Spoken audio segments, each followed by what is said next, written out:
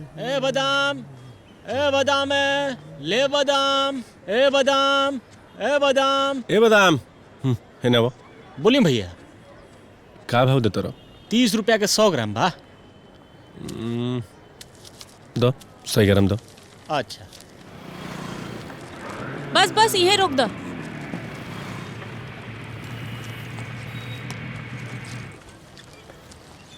इला छुट्टा नहीं खे।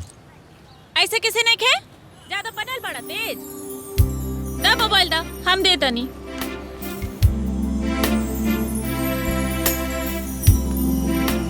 चला रास्ता देखा।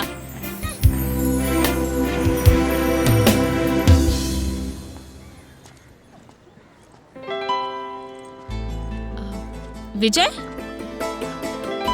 जी कविता। ए बादाम, बादाम ले ला बादाम, ले बादाम। बादाम जी बोली कितना दी? अब हम बादाम ले ले बने यही में से ली ले। ठीक बजा जा। ले बादाम। पापा हमरा के शादी के तहरे की ज्यादा जल्दी बा, तू ही बोल दा। अरे ना ना ना आपे बोल। देखा हम साफ साफ कहता नहीं हम के अभी शादी नहीं खे करेगी। देखा ही मैं बस ही ऊपर से ठीक लौकता, अंदर से एकदम ही पोलियो मरले बताना के। हम के कुछ कहला का? अरे ना ना ना देखी ना हम एकरा बारे में कहत रहनी। ई दाना कितना खराब बा। अब ले ले देखी कैसन बाटे खाई।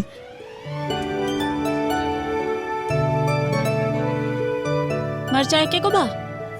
हाँ ए बादाम है। ए बादाम जी जी बोली कितना दी? कितना उतना ना एगो मरचा दा। हैं? आए कौन ची मरचा ली। ठीक बा। ले बादाम, बादाम है। अब तक कपार पे बैठ के बादाम बेचबा जा।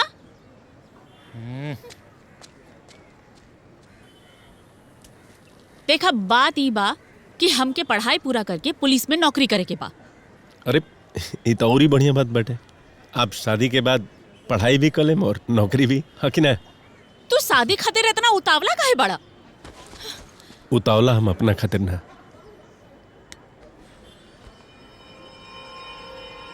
उतावला जौन हमरा घर में अत्याचार हो रहल बाटे ओकरा खातिर बनी। हमरा भाभी के जिंदगी में खुशी तो दूर, उनका 2 वक्त के भोजन भी करे के बड़ा मुश्किल से मिलेला। अपना घर में ही नौकरानी से भी बदतर जिंदगी जिएली। खैर आपसे मिलके हमारा बड़ा बढ़िया लगा। और हाँ एक दिन आप पुलिस जरूर बनो। चलो तनी।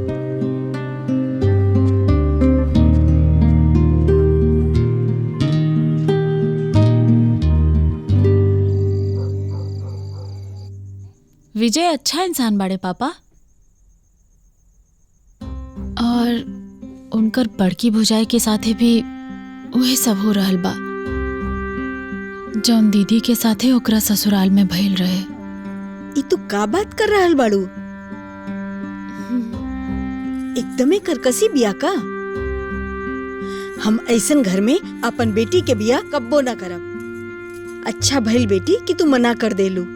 पता नहीं ये दुनिया जमाना के का हो गइल बा। ये सास लोग काहे भूल जाली कि एक दिन उहो केहू के बहू रहली। जाना तारू माँ, हम पुलिस अधिकारी काहे बनल चाहतनी ताकि हमरा रहते कौनो औरत पर अत्याचार ना हो सके, और जे औरत अत्याचार करे ओकर ऊ हाल करी कि दूसर औरत की ओर आंख उठा के देखला के पहले भी वो 100 बार सोचे। दीदी के साथे ससुराल में जौन कुछ भी भइल हमने चुपचाप सह गईनी।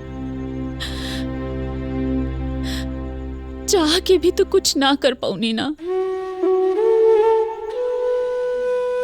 न जाने कितना बहू बेटी के साथ ही आज भी हो रहल बा। बेटी तू कहे का चाहत बाड़ू?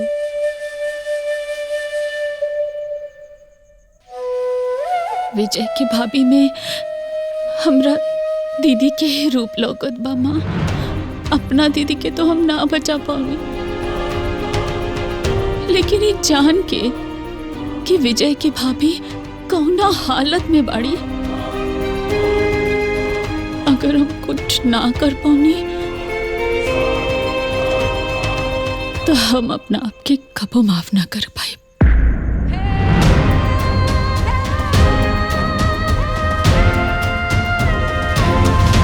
हम ही शादी खातिर तैयार बनी।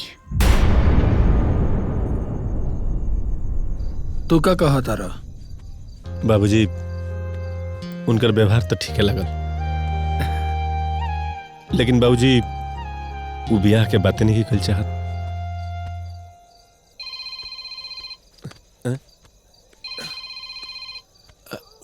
वही लड़किया के फोन हो। बात कर। हेलो, हमनी के कल मिलल जाओ का?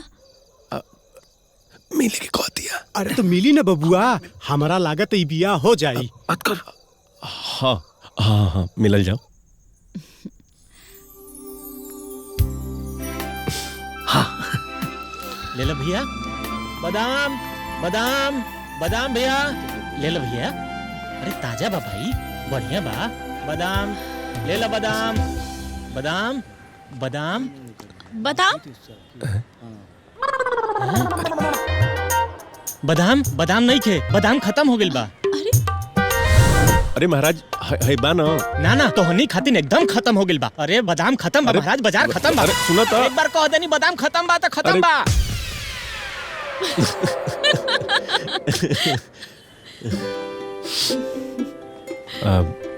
हमका कहत रहनी है कि कुछ पूछी का? पूछी। हाँ। हम तारा पसंद बानी?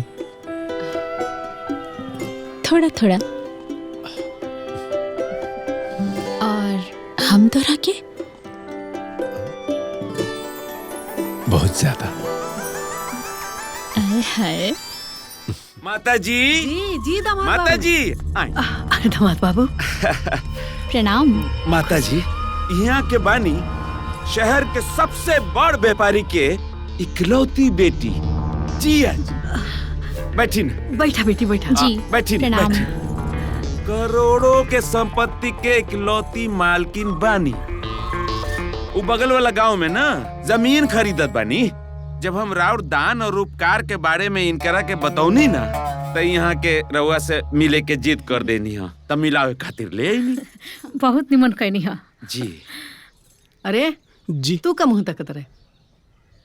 जो जाके संध्या के बोल चाय पानी की व्यवस्था करस। हाँ जी मालकिन। माँ जी, प्रद्युमन आपके बहुत तारीफ करत रहलन। हमनी के साथ में एगो कपड़ा के दुकान भी खोलत बानी, उनमें प्रद्युमन जी भी पार्टनर रहब। जिया जी, हम जौन कुछ भी बानी नु सब माता जी की वजह से बानी। और दुकान में जौन पैसा लागे वाला बा वो सब माता जी के कृपा से ही तो अच्छा, संभव अच्छा। होई। हाँ। अरे दामाद बाबू, हाँ। हमरा रहते रहुआ कौन बात की चिंता? तो रुआ मुंह मीठा करी। जी अब माता जी आई ना थोड़ा। हाँ। तू बैठा। आई मीठा ली ना रहुआ। माता जी, अगर ये लड़की से विजय बबुआ के बियाह हो जाई तो कितना अच्छा रहे। करोड़पति बाप के इकलौती बेटी बिया। अब बियाह के बाद सारा संपत्ति तो अपने न हो जाए। अरे दामाद बाबू जी 7 घर दुश्मनों के रहुआ जिसन दामाद देश भगवान। रहुआ कितना हमारा घर के बारे में सोचे नहीं, लेकिन ये लड़किया का बियाह खातिर तैयार हो जाई। अरे वो सब हमारा ऊपर छोड़ दी ना माता जी। आई चलिए। आई। तो उहे हम कहत रहनी माता जी कि अगर जिया जी जैसन लड़की अगर ये घर के पतोह बन जाए तो कितना बढ़िया रही। सोची सोची जरा सोची।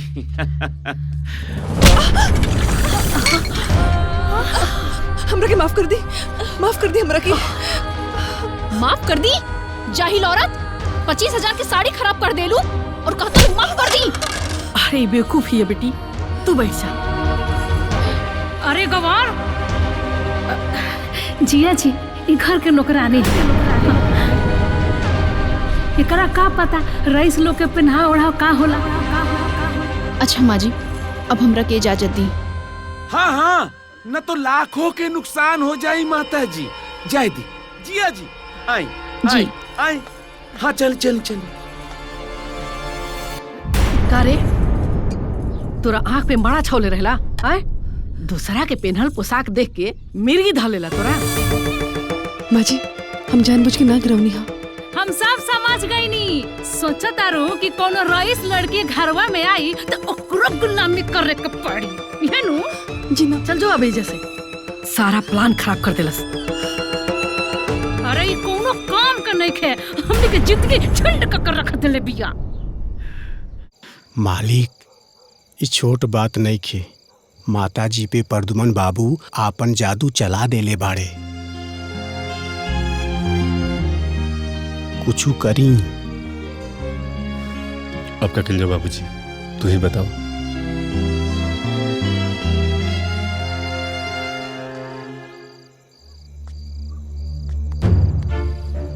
वो काबा की जेकरा जौन भाषा में समझ में आवे न, ओकरा के वही भाषा में समझावे के चाहिए।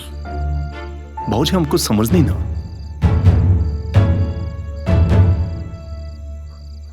देखो, तहार माई के बहू चाहिए बड़ घराना, पैसा वाली,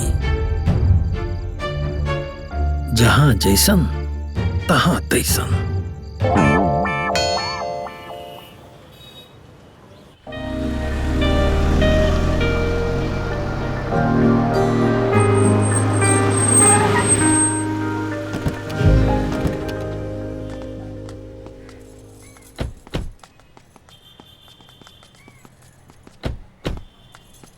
ए जी, कहाँ लेके आइल बनी, कुछ बताई?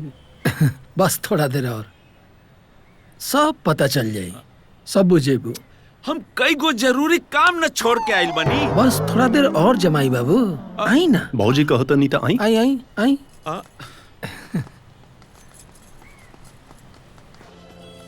रुकिए।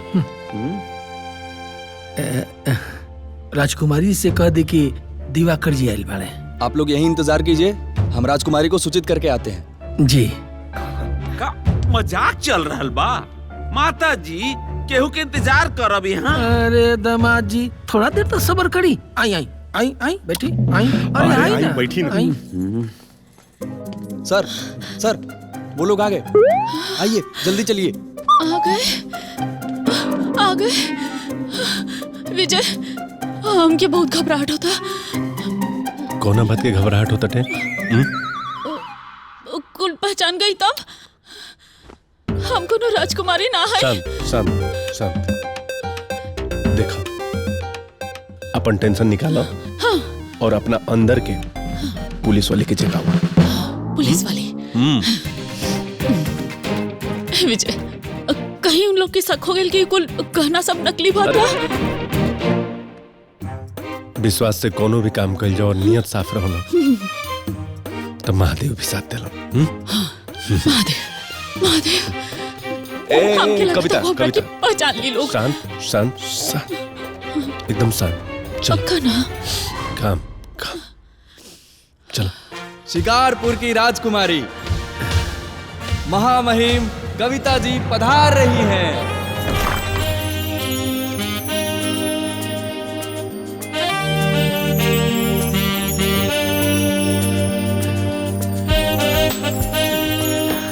मैडम ये हैं।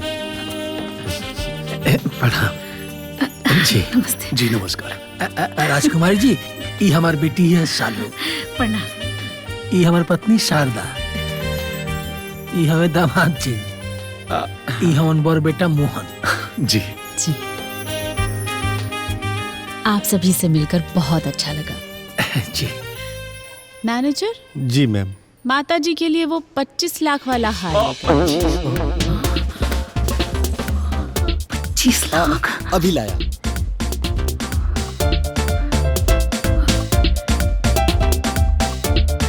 मैम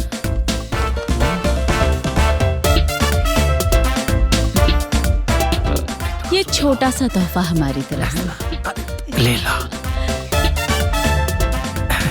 बड़का लोग की ये पहचान ले ला, ले ला, कबो खाली हाथ ना मिलेला, ले ला। एक्सक्यूज मी मैम, हाँ?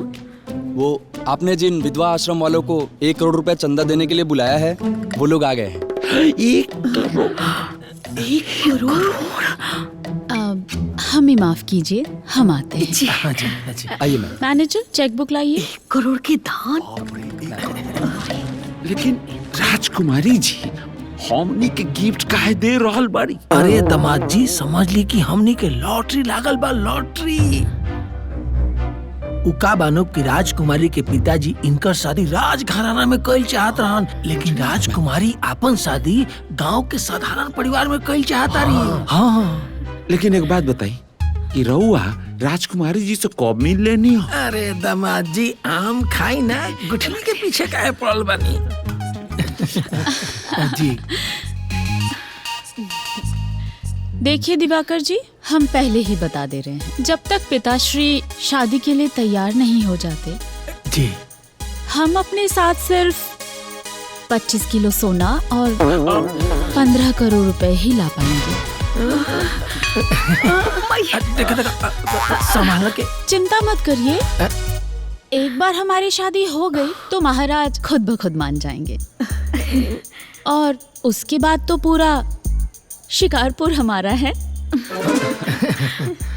एक बात और, ये शादी बहुत ही साधारण तरीके से होगी, पहले कोर्ट में फिर मंदिर में, ताकि पिताजी तक खबर ना पहुंचे।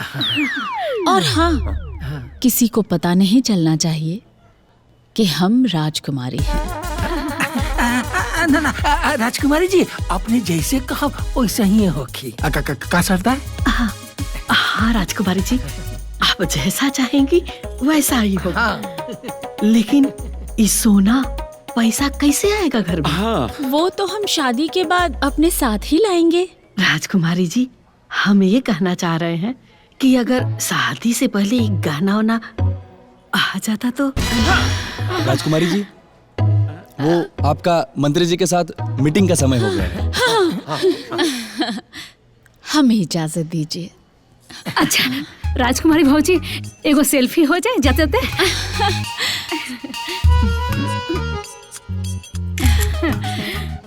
हमें इजाजत। जी जी जी जी, नमस्कार। आइए।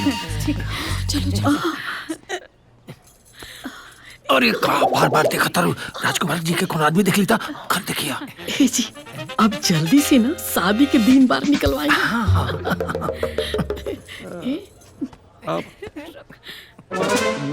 सालू, अब लागत था कि हमनी के दीने बदल जाए। पतो अब वो राजकुमारी। माँ, अब तो तू राजकुमारी के सास कहिब, सास। अरे पहले एकरा के समझा दे, ओकरा के ना अपन देवरानी समझे के भूल ना करे। आ एकरा ना हमनियों से बढ़ चढ़ के ओकर सेवा करे के पड़ी। अब टुकुर टुकुर ताकत का बाड़ू। विजय के बियाह तय हो गइल बा राजकुमारी से, राजकुमारी से। 25 किलो सोना। अरे माँ, उतने ना, 15 करोड़ कैश। बाप रे बाप, देखे में एकदम लक्ष्मी के जैसे सुंदर है। आवा तू देख ला, एकरा गोड़वा के धुआं में नहीं खू, देख ला।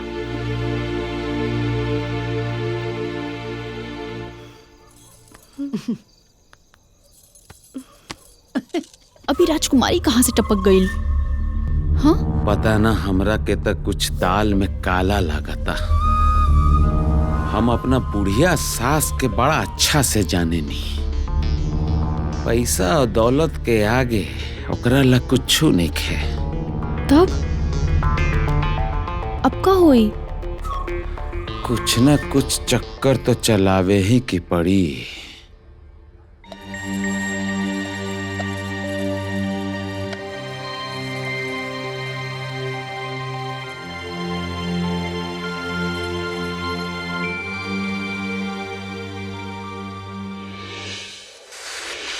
भाभी ध्यान कहाँ बा? एगो बात बतावा। मुझे कहत रहनी हाँ जो ना लड़की से तोहर ब्याह होता वो लड़की राजकुमारी बिया और हमरा ओकर भी गुलामी करे के पड़ी।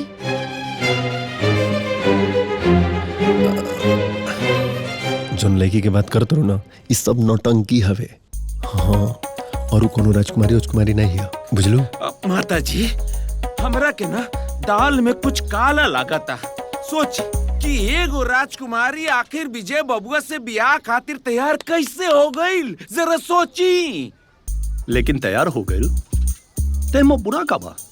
बुराई के बात हम नहीं करत, लेकिन उ लड़किया के विजय बबुआ तो जानते नहीं खन। और माता जी वो हमनी से ढेर बड़ घराना के बिया। मिसमैच माता जी, मिसमैच। पाहु जी सालों भीतर हुआ से बहुत बड़ घराना का रहे पर ब्याह भइल ना। भैया बाबूजी जीजा एकदम सही कहत रहे, एकदम सही बात बा। अरे जौना लड़की के हम जानत नहीं कि बाबूजी वो हमरा से अनजान बिया, ओकरा से हम ब्याह नहीं कर सकते। हाँ बिल्कुल बिल्कुल। और एक बात जौना लड़किया के हम तहरा से ब्याह करे खातिर लेके आई रहनी नु जिया के माता जी, अगर वो लड़किया से ब्याह हो जाए ना विजय बबुआ के तो बहुत बढ़िया हो जाए, बहुत बढ़िया। हाँ अरे दामाद बाबू भी तो जौन लड़की लेके आई रही वो कोनो बुरा नहीं खे का? ठीक है कहता रहो, ठीक है कहता रहो। ई बताव राजकुमारी तो ना रहे नु? हैं ना रहे नु? देखा उ का बा कि 25 किलो सोना, 15 करोड़ नगद, छछात लक्ष्मी नु आवतिया घर में। तारा लोग के कुछ नहीं के दिखाई देत ना? तारा लोग के तो आँख पर पर्दा चढ़ल बा, पर्दा। हाँ माँ, अरे हमहू तो राजकुमारी के ननद का है और तू सासू माँ। अरे पहले भेंट मुलाकात में इतना भारी सोना के हार दे दलस। ए माँ 25 किलो सोनवा में से न 10 किलो हमरो के दे दिया। अरे तोहरे नु बा, बार बार का देखे के बा? लेकिन एकरा पहले ई लोगन के पता चले कि हार नकली है, आगे बढ़ के मामला के संभाल ली। हाँ अरे जब मालकिन कहा तानी तो रउआ के मनही के पड़ी। अरे रउआ ये घर के दुलरुआ छोट बेटा हैं तो राजकुमारी से ब्याह करे के पड़ी। ए बाबूजी, ए भैया, अगर सब के उहे चाहता ना कि हम राजकुमारी से ब्याह कर ली तो ठीक बा, कोनो बात नहीं खे। माई के आदेश बात हम माई के आदेश काहे ना मानम, मनही के पड़ी। अगर माई हमरा के कहित ना कि तू आगे में कूद जा तो हम कूद जैती भैया, कूद जैती बाबूजी। ना सही बोलत नहीं हम। बाबूजी तू बतावा कि कब ब्याह करे का बा? हाँ बतावा तो देखा तैयार बा है शारदा, ठीक बा नु? हाँ देखा ठीक कह देली, ठीक बा तो चट मंगनी पट बिया ना।